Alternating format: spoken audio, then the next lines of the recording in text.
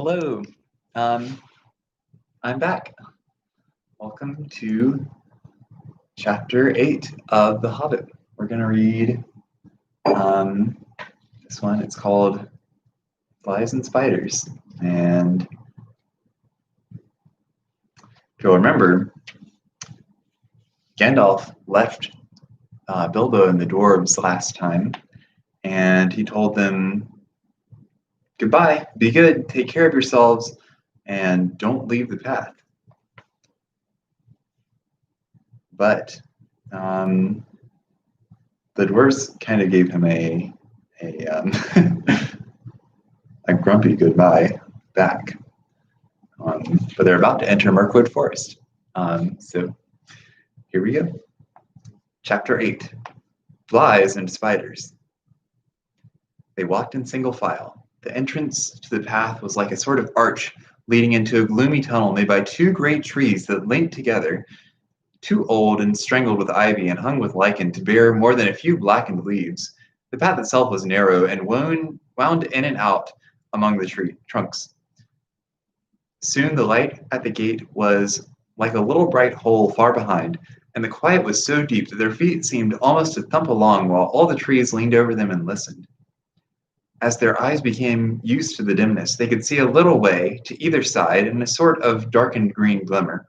Occasionally, a slender beam of sun that had the luck to slip in through some opening in the leaves far above, and still more luck in not being caught in the tangled boughs and matted twigs beneath, stabbed down thin and bright before them.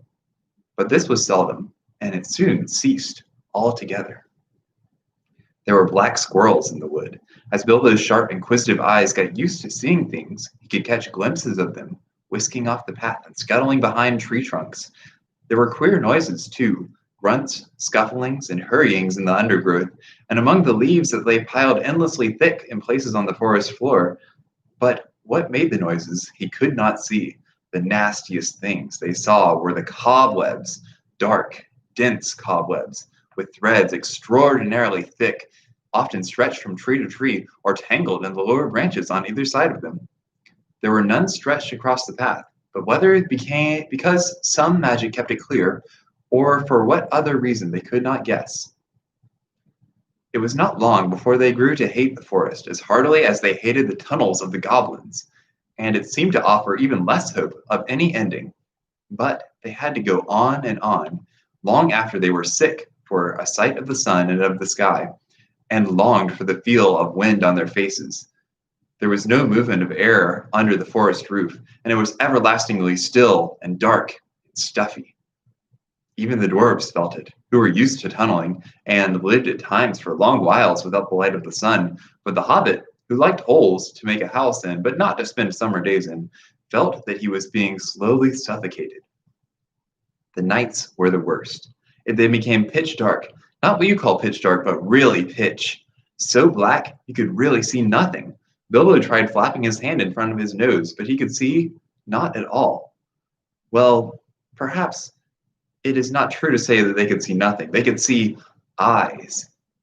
They slept all closely huddled together and took it in turns to watch. And when it was Bilbo's turn, he would see gleams in the darkness round them, and sometimes pairs of yellow or red or green eyes would stare at him from a little distance and then slowly fade and disappear and slowly shine out again in another place.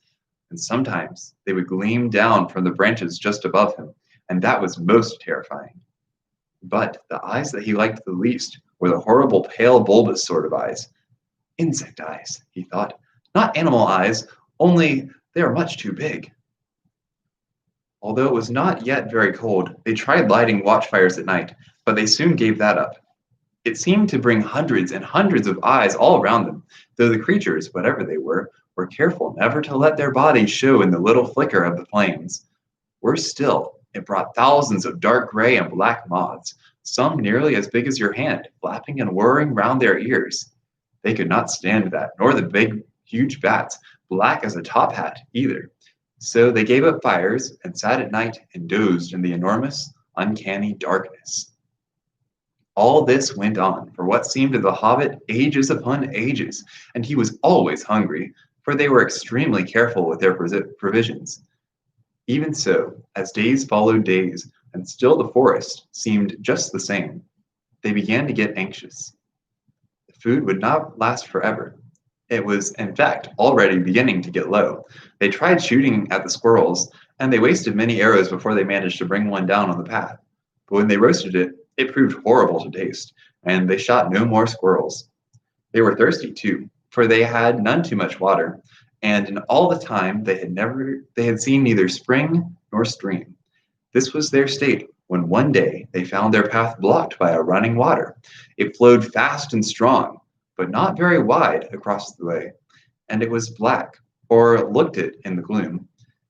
It was very well that Bjorn had warned them against it, or they would have drunk from it, whatever its color, and filled some of their emptied skins at its bank. As it was, they only thought of how to cross it without wetting themselves in its water. There had been a bridge of wood across, but it had rotted and fallen away, leaving only the broken posts near the bank. Bilbo, kneeling on the brink and peering forward, cried, "There is a boat against the far bank! Now, why couldn't it have been on this side?" "How far away do you think it is?" asked Thorin, for by now they knew Bilbo had the sharpest eyes among them. "Not very far at all. I shouldn't think it above 12 yards." 12 yards? Well, I shouldn't have thought it was 30 at least. But my eyes don't see as well as they used to 100 years ago. Still, 12 yards is as good as a mile. We can't jump it, and we daren't try to wade or swim. "Can any of you throw a rope?" "What's the good of that? The boat is sure to be tied up, even if we could hook it, which I doubt." "I don't believe it is tied," said Bilbo. "Though of course I can't be sure in this light, but it looks to me as if it was just drawn up on the bank, which is low just there where the path goes down into the water." "Dori is the strongest, but Fili is the youngest, and has the best sight," said Thorin. "Come here, Fili, and if you can see the boat Mr. Baggins is talking about, see if you can see the boat Mr. Baggins is talking about." Fili said he thought he could, so when he had stared a long while to get an idea of the direction, the others brought him a rope. They had several with them, and on the end of the longest one, they fastened one of the large iron hooks they had used for catching their packs to the straps around their shoulders. Fili took this in his hand, balanced it for a moment, then flung it across the stream. Splash! It fell in the water. "Not far enough," said Bilbo, who was peering forward. "A couple of feet, and you would have dropped it onto the boat. Try again. I don't suppose the magic is strong enough to hurt you. Maybe touch just a bit of the wet rope." Fili picked up the hook when he had drawn it back, rather doubtfully all the same. This time he threw it with great strength. "Steady," said Bilbo. "You've thrown it right into the wood, on the other side now. Draw it back, gently." Fili hauled the rope back slowly, and after a while Bilbo said, "Carefully, it's lying on the boat. Let's hope the hook will catch." It did. The rope went taut, and Fili pulled in vain. Kili came to his help, then Oin and Glóin. They tugged, and suddenly they fell all over on their backs. Bilbo was on the lookout, however, and caught the rope, and with a piece of stick fended off the little black boat as it came rushing across the stream. "Help!" he shouted, and Balin was just in time to seize the boat before it floated off down the current. It was tied after all," said he, looking at the snapped painter that was still dangling from it. "That was a good pull, my lads, and a good job that our rope was the stronger." "Who will cross first?" asked Bilbo. "I shall," said Thorin, "and you will come with me, and Fili and Balin. That's about as much as the boat will hold at a time. After that, Kili and Owen and Glóin and Dori, next Ori and Nori, Bifur and Bofur, and last Dwalin and Bombur." "I'm always last, and I don't like it," said Bombur. "It's somebody else's turn today." "You should not be so fat. As you are, you must be the one with the last and the lightest boatload. Don't start grumbling against orders, or something bad will happen to you." "There aren't any oars. How are you going to push the boat back to the far bank?" asked the hobbit. "Give me another length of rope and another hook," said Fili, when they had got it ready, and he cast it into the darkness, ahead and as high as he could throw it. Since it did not fall down again, they saw that it must have stuck on the branches. "Get in now," said Fili, "and one of you haul on the rope that is stuck in a tree on the other side. One of the others must keep hold of the hook we used at first, and when we are safe on the other side, he can hook it on, and you can draw the boat back." In this way, they were soon all on the far bank, safe across the enchanted stream. Llewellyn had just scrambled out with a coiled rope on his arm, and Bomber, still grumbling, was getting ready to follow when something bad did happen. There was a sound of hooves on the path ahead. Out of the gloom came suddenly the shape of a flying deer.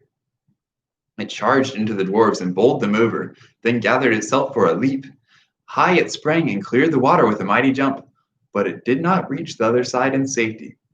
Thorin was the only one who had kept his feet and his wits. As soon as they had landed, he had bent his bow and fitted an arrow in case any hidden guardian of the boat appeared. Now he sent a swift and sure shot into the leaping beast. As it reached the further bank, it stumbled. The shadows swallowed it up, but they heard the sound of hooves quickly falter and then go still. Before they could shout in praise of the shot, however, a dreadful wail from Bilbo put all thoughts of venison out of their minds. "Bomber has fallen in! Bomber is drowning!" he cried. It was only too true. Bomber had only 1 foot on land when the hart bore down on him and sprang over him. He had stumbled, thrusting the boat away from the bank, and then toppled back into the dark water, his hands slipping off the slimy roots of the edge, while the boat span slowly off and disappeared. They could still see his hood above the water when they ran to the bank. Quickly, they flung a rope with a hook towards him. His hand caught it, and they pulled him to the shore. He was drenched from hair to boots, of course, but that was not the worst. When they laid him on the bank, he was already fast asleep, with one hand clutching the rope so tight that they could not get it from his grasp, and fast asleep he remained, in spite of all they could do. They were still standing over him, cursing their ill luck and Bomber's clumsiness, and lamenting the loss of the boat, which made it impossible for them to go back and look for the hart, when they became aware of the dim blowing of horns in the wood and the sound as of dogs baying far off. Then they all fell silent, and as they sat, it seemed they could hear the noise of a great hunt going by to the north of the path, though they saw no sign of it. They sat for a long while and did not dare to make a move. Bomber slept on with a smile on his fat face, as if he no longer cared for all the troubles that vexed him. Suddenly on the path ahead appeared some white deer, a hind and fawns as snowy white as the hart had been dark. They glimmered in the shadows. Before Thorin could cry out, 3 of the dwarves had leaped to their feet and loosed off arrows from their bows. None seemed to find their mark. The deer turned and vanished in the trees as silently as they had come, and in vain the dwarves shot their arrows after them. "Stop! Stop!" shouted Thorin, but he was too late, and the excited dwarves had wasted their last arrows, and now the bows that Beorn had given them were useless. They were a gloomy party that night, and the gloom gathered still deeper on them in the following days. They had crossed the enchanted stream, but beyond it the path seemed to straggle on just as before, and in the forest they could see no change.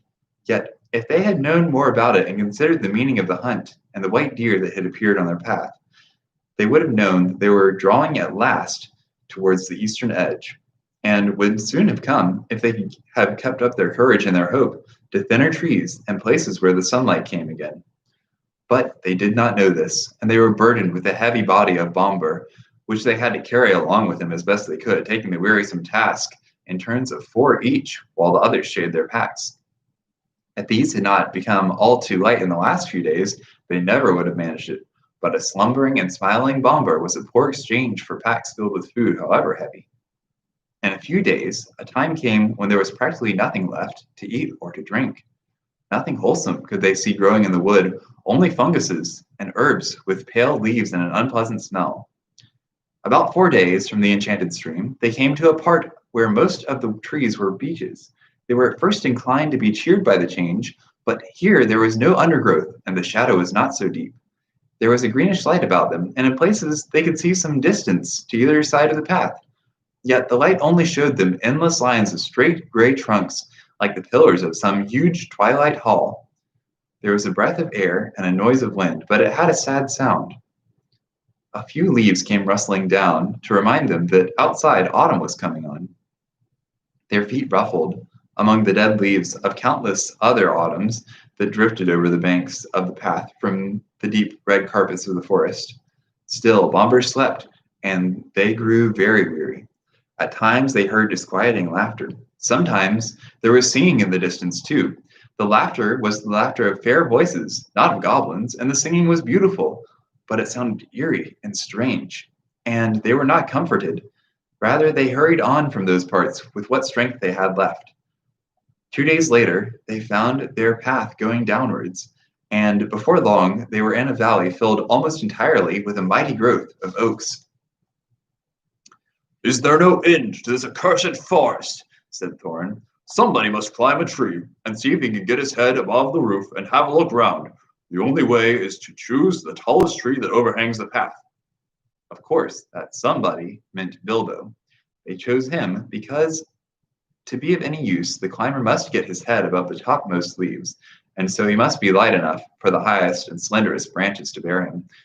Poor Mr. Baggins had never had much practice in climbing trees, but they hoisted him up into the lowest branches of an enormous oak that grew right out onto the path, and up he had to go as best he could.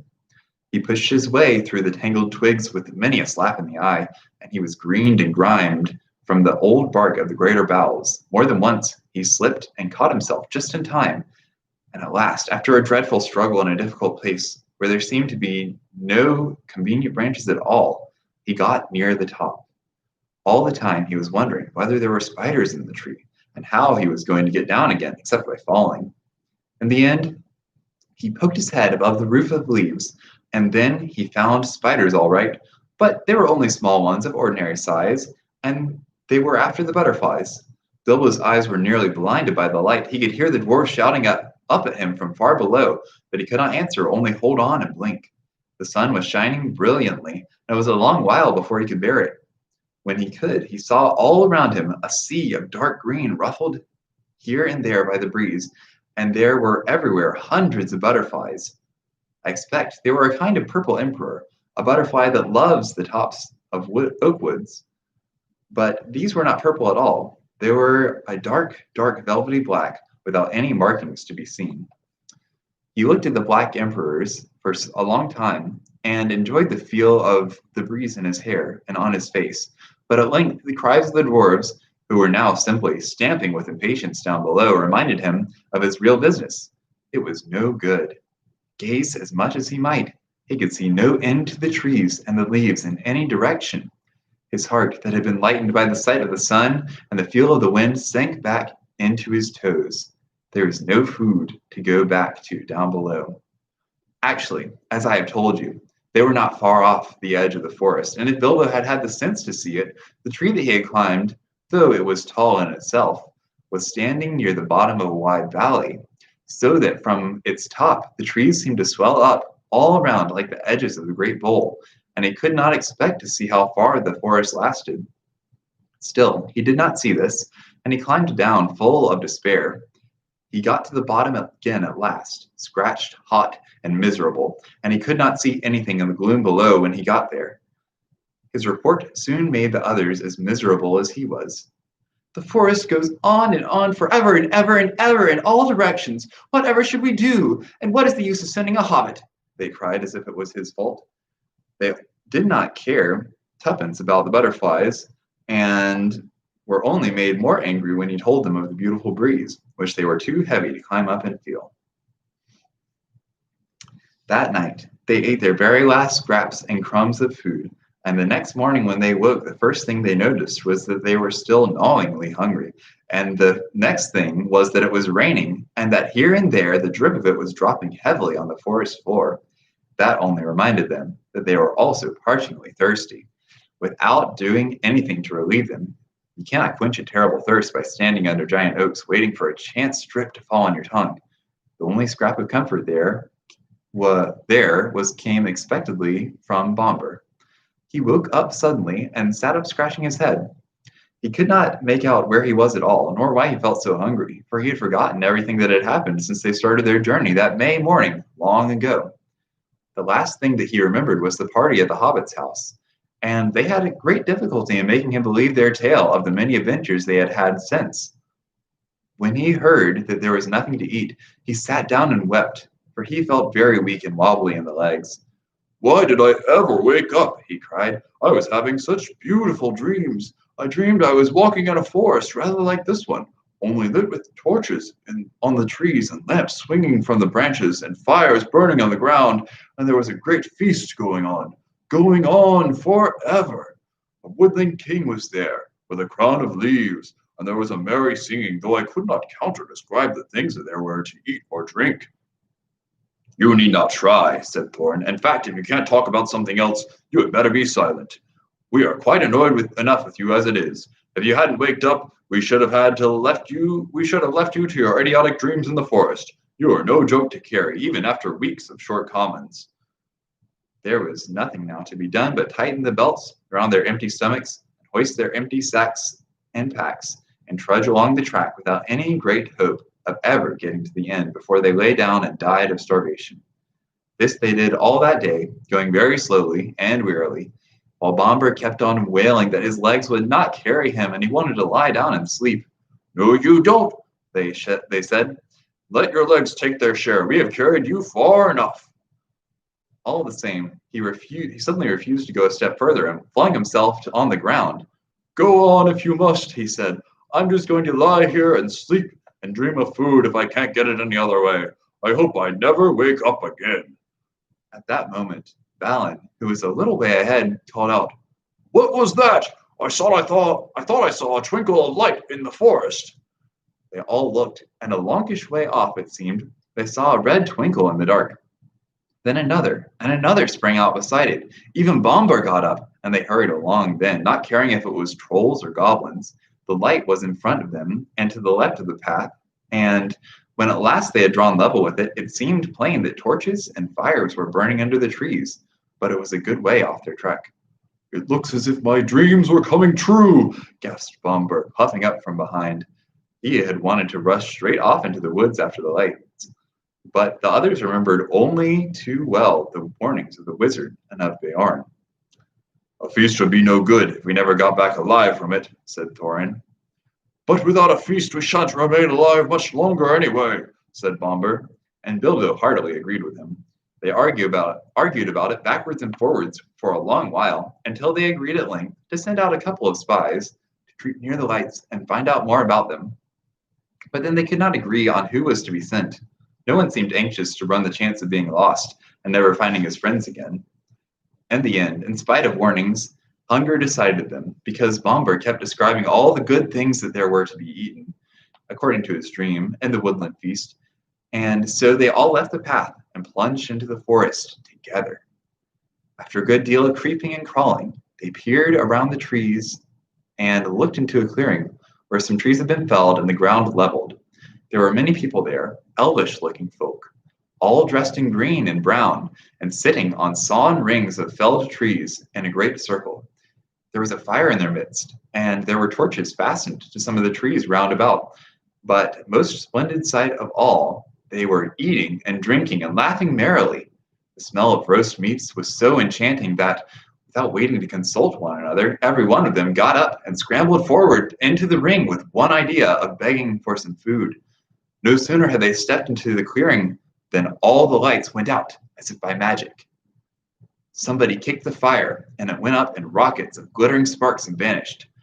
They were completely lost in a lightless dark that they could not even find one another, not for a very long time at any rate. After blundering frantically in the gloom, falling over logs, bumping crash into trees, and shouting and calling until they must have waked everything in the forest for miles, at last they managed to gather themselves into a bundle and count themselves by touch. By that time they had, of course, quite forgotten in what direction the path lay, and they were all hopelessly lost, at least till morning. There was nothing for it but to settle down for the night where they were, and they did not even dare to search on the ground for scraps of food for fear of becoming separated again. But they had not been lying long, and Bilbo was only just getting drowsy when Dori, whose turn it was to watch first, said in a loud whisper, "There are lights coming out over there, and there are more of them than ever." Up they all jumped. There, sure enough, not far away were scores of twinkling lights, and they heard the voices and the laughter quite plainly. They crept slowly towards them in a single line, each touching the back of the other in front. When they got near, Thorin said, "No rushing forward this time. No one is to stir from hiding till I say. I shall send Mr. Baggins alone first to talk with him. They won't be frightened of him. What about me of them? Thought Bilbo. And anyway, I hope they won't do anything nasty to him. When they got to the edge of the circle of lights, they pushed Bilbo suddenly from behind. Before he had time to slip on his ring, he stumbled forward into the full blaze of the fire and torches. It was no good. Out went all the lights again, and complete darkness fell. If it had been difficult collecting themselves before, it was far worse this time, and they simply could not find the Hobbit. Every time they counted themselves, it only made 13. They shouted and called, Bilbo Baggins! Hobbit! You dratted Hobbit! Hi, Hobbit! Confiscate you! Where are you? And other things of that sort, but there was no answer. They were just giving up hope when Dory stumbled across them by sheer luck. In the dark, he fell over what he thought was a log, and he found it was the Hobbit, curled up fast asleep. It took a good deal of shaking to wake him, and when he was awake, he was not pleased at all. I was having such a lovely dream, he grumbled, all about having a most gorgeous dinner. Good heavens, he has gone like Bomber, they said. Don't tell us about dreams. Dream dinners aren't any good, and we can't share them. They're the best I am likely to get in this beastly place, he muttered, as he lay down beside the dwarves and tried to go back to sleep and find his dream again. But that was not the last of the lights in the forest.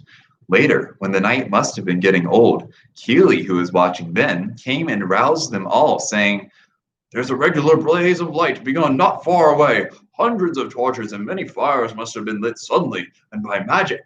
And hark to the singing and the harps.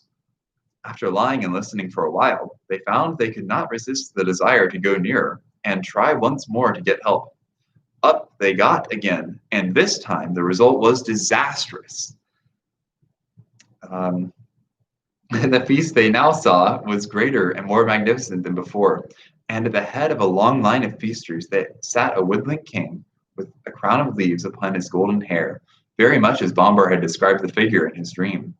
The elvish folk were passing bowls from hand to hand across the fires, and some were harping, and many were singing. The gleaming hair was twined with flowers, green and white gems glinted on their collars and on their belts, and their faces and their songs were filled with mirth. Loud, clear, and fair were these songs, and out stepped Thorin into their midst. Dead silence fell in the middle of a word. Out went all the lights. The fires leapt up in black smokes. Ashes and cinders were in the eyes of the dwarves, and the wood was filled again with their clamor and their cries. Bilbo found himself running round and round as he thought, and calling, "Oh, Dory, Nori, Ori, Owen, Glowin, Philly, Killy, Bomber, Biffer, Bofer, Dwalin, Balin, Thorin, Oakenshield," while people he could not see or feel were doing the same all around him, with an occasional "Bilbo" thrown in. But the cries of the others got steadily further and fainter, and though after a while it seemed to him they changed to yells and cries for help in the far distance, all noise at last died right away, and he was left alone in complete silence and darkness. That was one of his most miserable moments. But he soon made up his mind that it was no good trying to do anything till day came with some light, and quite useless to go blundering about tiring himself out with no hope of any breakfast to revive him. So he sat himself down with his back to a tree, and not for the last time fell to thinking of his far distant hobbit hole with its beautiful pantries. He was deep in thoughts of bacon and eggs and toast and butter when he felt something touch him. Something like a strong, sticky string was against his left hand, and when he tried to move, he found that his legs were already wrapped in the same stuff, so that when he got up, he fell over. Then the great spider, who had been busy tying him up when he dozed, came up from behind him and came at him. He could only see the thing's eyes, but he could feel its hairy legs as it struggled to wind its abominable threads round and round him. It was lucky that he had come to his senses in time. Soon he would not have been able to move at all. As it was, he had a desperate fight before he got free. He beat the creature off with his hands. It was trying to poison him to keep him quiet, as small spiders do to flies, until he remembered his sword and drew it out. Then the spider jumped back, and he had time to cut its legs loose. After that, it was his turn to attack. The spider evidently was not used to things that carry such stings at their sides, or it would have hurried away quicker. Bilbo came at it before it could disappear and struck it with his sword right in the eyes. Then it went mad and leapt and danced and flung out its legs in horrible jerks until he killed it with another stroke. And then he fell down and remembered nothing more for a little while. There was the usual dim gray light of a forest day about him when he came to his senses. The spider lay dead beside him, and his sword blade was stained black. Somehow the killing of the giant spider, all alone by himself in the dark, without the help of the wizard, or the dwarves, or of anyone else, made a great difference to Mr. Baggins. He felt a different person, and much fiercer and bolder in spite of an empty stomach, as he wiped his sword on the grass and put it back into its sheath. "I will give you a name," he said to it, "and I shall call you Sting." After that, he set out to explore. The forest was grim and silent, but obviously, he first of all had to look for his friends, who were not likely to be very far off, unless they had been made prisoners by the elves, or worse things. Bilbo felt that it was unsafe to shout, and he stood a long while wondering in what direction the path lay, and in what direction he should go first to look for the dwarves. "Oh, why did we not remember Beorn's advice and Gandalf's?" he lamented. "What a mess we are in now. I only wish it was we. It is horrible being all alone." In the end, he made as good a guess as he could at the direction from which the cries for help had come in the night, and by luck, he was born with a good share of it. He guessed more or less right, as you will see. Having made up his mind, he crept along very cleverly as he could. Hobbits are clever at quietness, especially in the woods, as I have already told you. Also, Bilbo had slipped on his ring before he started. That is why the spiders neither saw nor heard him coming. He had picked his way stealthily for some distance when he noticed a place of dense black shadow ahead of him, black even for the forest, like a patch of midnight that had never been cleared away. As he drew nearer, he saw that it was made by spider webs, one behind and over and tangled with another. Then suddenly he saw too that there were spiders, huge and horrible, sitting in the branches above him, and ring or no ring, he trembled with fear lest they should discover him. Standing behind a tree, he watched a group of them for some time, and then in the silence and stillness of the wood, he realized that these loathsome creatures were speaking to one another. Their voices were a sort of thin creaking and hissing, but he could make out many of the words they said. They were talking about the dwarves. "It was a sharp struggle, but worth it," said one. "What nasty thick skins they have, to be sure, but I'll wager there's good juice inside." "Aye, they'll make fine eating when they've hung a bit," said another. "Don't hang 'em too long," said a third. "They're not as fat as they might be. Been feeding none too well of late, I should guess." "Kill 'em, I say," hissed a fourth. "Kill 'em now and hang 'em dead for a while." "They'll be dead now, I'll warrant," said the first. "That they are not. I saw one struggling just now. Just coming round again, I should say, after a beautiful sleep. I'll show you." With that, one of the fat spiders ran along a rope till it came to a dozen bundles hanging in a row from a high branch. Bilbo was horrified now that he noticed them for the first time dangling in the shadows, to see a dwarvish foot sticking out of the bottoms of some of the bundles, or here and there the tip of a nose, or a bit of a beard, or of a hood. To the fattest of these bundles the spider went. "It is poor old Bombur, I bet," thought Bilbo, and nipped hard at the nose that stuck out. There was a muffled yelp inside, and a toe shot up and kicked the spider straight and hard. There was life in Bombur still. There was a noise like the kicking of a flabby football, and the enraged spider fell off the branch, only catching itself with its own thread, just in time. The others laughed. "You were quite right," they said. "The meat's alive and kicking." "I'll soon put an end to that," hissed the angry spider, climbing back into the branch. Bilbo saw that the moment had come when he must do something. He could not get up at the brutes, and he had nothing to shoot with. But looking about, he saw that in this place there were many stones lying in what appeared to be a now dry little watercourse. Bilbo was a pretty fair shot with the stone, and it did not take him long to find a nice, smooth, egg-shaped one that fitted his hand cozily. As a boy, He used to practice throwing stones at things until rabbits and squirrels and even birds got out of his way as quick as lightning if they saw him stoop. And even grown up, he had still spent a deal of time at quoits, at dart throwing, at shooting the wand, bowls, ninepins, and other quiet games of aiming and throwing sort.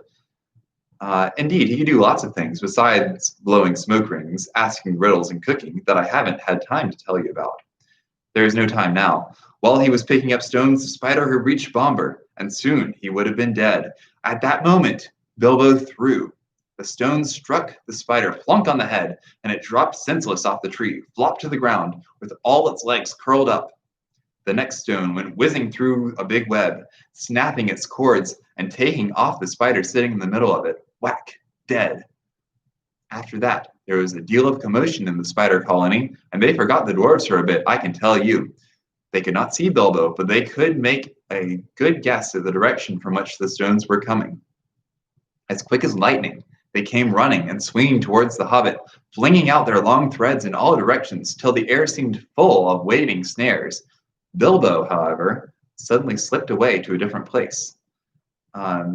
The idea came to him to lead the furious spiders further and further away from the dwarves, if he could, to make them curious, excited, and angry all at once.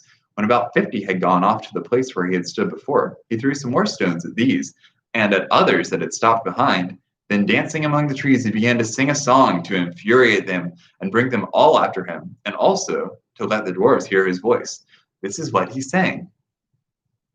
Old fat spider spinning in a tree. Old fat spider can't see me. Attercop, won't you stop? Stop your spinning and look for me. Old Tom Noddy, old big body, old Tom Noddy can't spy me. Attercop, down you drop. You'll never catch me up in your tree. Not very good, perhaps, but you must remember that he had to make it up himself on the spur of a very awkward moment. It did what he wanted anyway. As he sang, he threw some more stones and stamped. Practically all the spiders in place came after him. Some dropped to the ground, others raced along the branches, swung from tree to tree, or cast new ropes across the dark spaces. They made for his noise far quicker than he had expected. They were frightfully angry. Quite apart from the stones, no spider has ever liked being called Attercop, and Tom Noddy, of course, is insulting to anybody. Off Bilbo scuttled to a fresh place, but several of the spiders had run now to different points in the glade where they lived, and were busy spinning webs across all the spaces between the tree stems. Very soon the Hobbit would be caught in a thick fence of them all around him. That at least was the spider's idea. Standing now in the middle of the hunting and spinning insects, Bilbo plucked up his courage and began a new song. Lazy lob and crazy cob are weaving webs to wind me, and I am far more sweet than other meat, but they still cannot find me. Here I am, naughty little fly, you are fat and lazy. You cannot trap me, though you try, and your cobweb's crazy. With that, he turned and found that the last space between the two tall trees had been closed by a web, but luckily not a proper web. Only great strands of double-thick spider rope run hastily backwards and forwards from trunk to trunk. Out came his little sword. He slashed the threads to pieces and went on singing. The spiders saw the sword, though I don't suppose they knew what it was, and at once the whole lot of them came hurrying after the Hobbit along the ground and the branches, hairy legs waving, nippers and spinners snapping, eyes popping, full of froth and rage. They followed him into the forest until Bilbo had gone as far as he dared. Then, quieter than a mouse, he stole back. He had precious little time, he knew, before the spiders were disgusted and came back to their trees where the dwarves were hung. In the meantime, he had to rescue them. The worst part of the job was getting up onto the long branch where the bundles were dangling. I don't suppose he would have managed it if a spider had not luckily left a rope hanging down.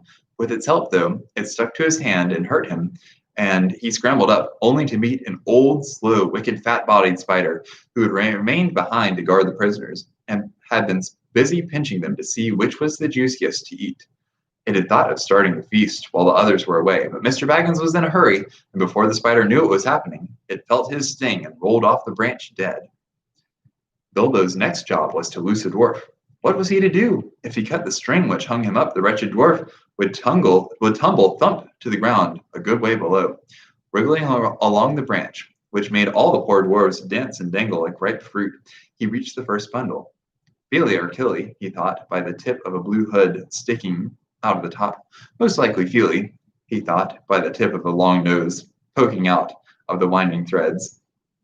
He managed by leaning over to cut most of the strong sticky threads that bound him round. And then, sure enough, with a kick and a struggle, most of Feely emerged. I'm afraid Bilbo actually laughed at the sight of him jerking his stiff arms and legs as he danced on the spider string under his armpits, just like one of those funny toys bobbing on a wire. Somehow or other, Feely was got onto the branch, and then he did his best to help the hobbit, although he was feeling very sick and ill from the spider poison and from hanging most of the night and day, and the next day, wound round and round with only his nose to breathe through. It took him ages to get the beastly stuff out of his eyes and eyebrows, and as for his beard, he had to cut most of it off. Well, between them, they had started to haul up first one dwarf and then another and slash them free. None of them were better off than Feely, and some of them were worse. Some of them had hardly been able to breathe at all. Long noses are sometimes useful, you see, and some have been more poisoned.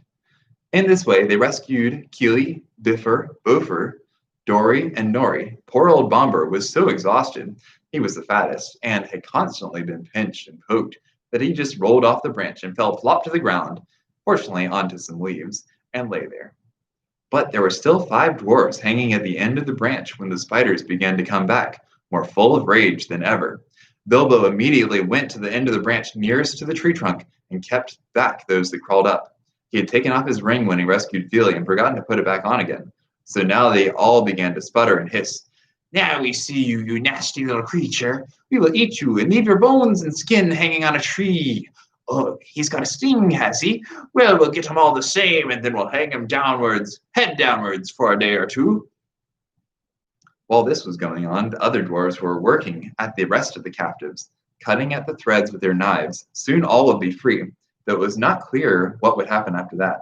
The spiders had caught them pretty easily the night before, but that had been unawares and in the dark. This time, there looked like being a horrible battle. Suddenly, Bilbo noticed that some of the spiders had gathered round old Bomber on the floor and had tied him up again and were dragging him away. He gave a shout and slashed at the spiders in front of him.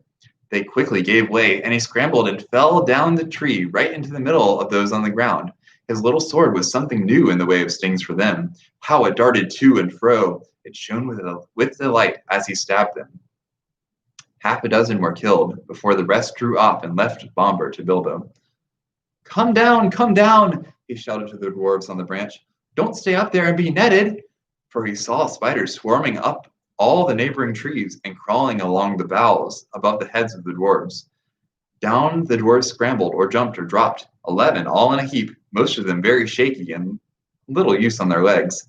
There they were at last, 12 of them, counting poor old Bomber, who was being propped up on either side by his cousin Biffer and his brother Bofer, and Bilbo was dancing about and waving his sting, and hundreds of angry spiders were goggling at them all around and about and above. It looked pretty hopeless. Then the battle began. Some of the dwarves had knives, some had sticks, and all of them could get at stones, and Bilbo had his elvish dagger. Again and again, the spiders were beaten off, and many of them were killed. But it could not go on for long. Bilbo was nearly tired out. Only 4 of the dwarves were able to stand firmly, and soon they would all be overpowered like weary flies. Already the spiders were beginning to weave their webs all around them, again from tree to tree. In the end, Bilbo could think of no plan except to let the dwarves into the secret of his ring. He was rather sorry about it, but it could not be helped. I'm going to disappear, he said. I shall draw the spiders off if I can, and you must keep together and make in the opposite direction. To the left there, that is more or less the way towards the place where we last saw the elf fires. It was difficult to get them to understand, what with their dizzy heads and the shouts and the whacking of sticks and the throwing of stones, but at last, Bilbo felt he could no longer delay, and the spiders were drawing their circle ever closer. He suddenly slipped on his ring, and to the great astonishment of the dwarves, he vanished. Soon there came the sound of Lazy Lob and Attercop from among the trees away on the right. That upset the spiders greatly. They stopped advancing, and some went off in the direction of the voice. Attercop made them so angry that they lost their wits. Then Balin, who had grasped Bilbo's plans better than the rest, led an attack. The dwarves huddled together in a knot, sending a shower of stones. They drove at the spiders on the left and burst through the ring. Away behind them, now the shouting and singing suddenly stopped. Hoping desperately that Bilbo had not been caught, the dwarves went on. Not fast enough, though. They were sick and weary, and they could not go on much better than a hobble and a wobble, though many of the spiders were close behind. Every now and then they had to turn and fight the creatures that were overtaking them, and already some spiders were in the trees above them and throwing down their long, clinging threads. Things were looking pretty bad again, when suddenly Bilbo reappeared and charged into the astonished spiders unexpectedly from the side. Go on! Go on! He shouted. I will do the stinging. And he did. He darted backwards and forwards, slashing at spider threads, hacking at their legs, and stabbing at their fat bodies if they came too near. The spiders swelled with rage and sputtered and frothed and hissed out horrible curses. They had become mortally afraid of sting and dared not come very near now that it had come back. So curse as they would, their prey moved slowly but steadily away. It was a most terrible business, and it seemed to take hours. But at last, just when Bilbo felt that he could not lift his hand for a single stroke more, the spiders suddenly gave up and followed them no more, but went back disappointed to their dark colony. The dwarves then noticed that they had come to the edge of a ring where the elf fires had been. Whether it was one of those they had seen the night before, they could not tell, but it seemed that some good magic lingered in such spots, which the spiders did not like. At any rate, the light here was greener, and the boughs less thick and threatening, and they had a chance to rest and draw breath. There they lay for some time, puffing and panting, but very soon they began to ask questions. They had to have the whole vanishing business carefully explained, and the finding of the ring interested them so much for a while that they forgot their own troubles. Balin, in particular, insisted on having the goblin story, riddles and all, told all over again, with the ring in its proper place. But after a time, the light began to fail, and then other questions were asked. Where were they? And where was their path? And where was there any food? And what were they going to do next? These questions they asked over and over and over again, and it was from little Bilbo that they seemed to expect to get the answers. From which you can see that they had changed their opinion of Mr. Baggins very much, as Gandalf, and had begun to have a great respect for him, as Gandalf had said they would.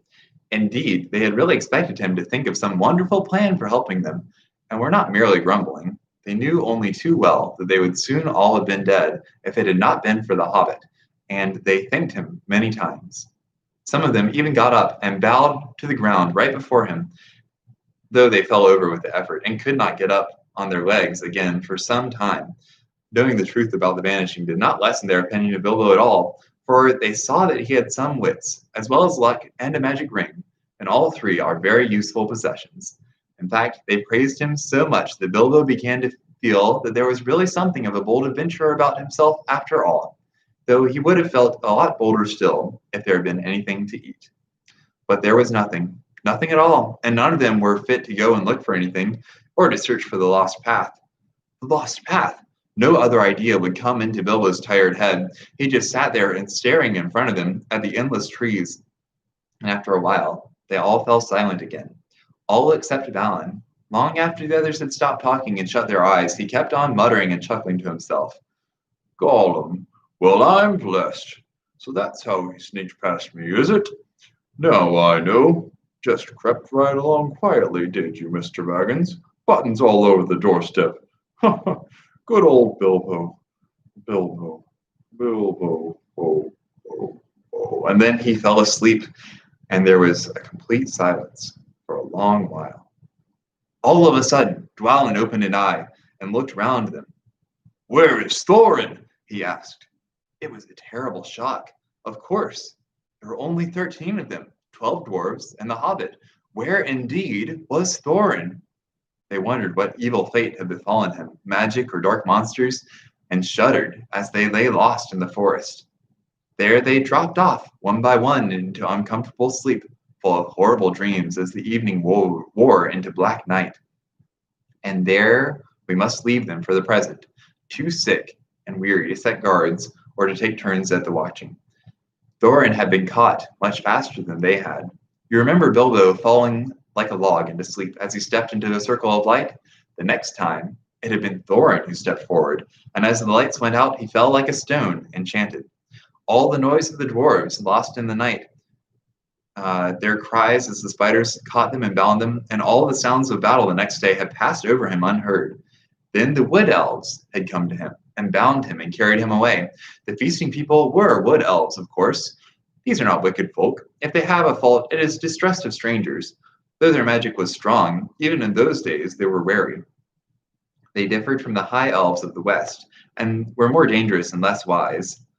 For most of them, together with their scattered relations in the hills and mountains, were descended from the ancient tribes that never went to ferry in the west.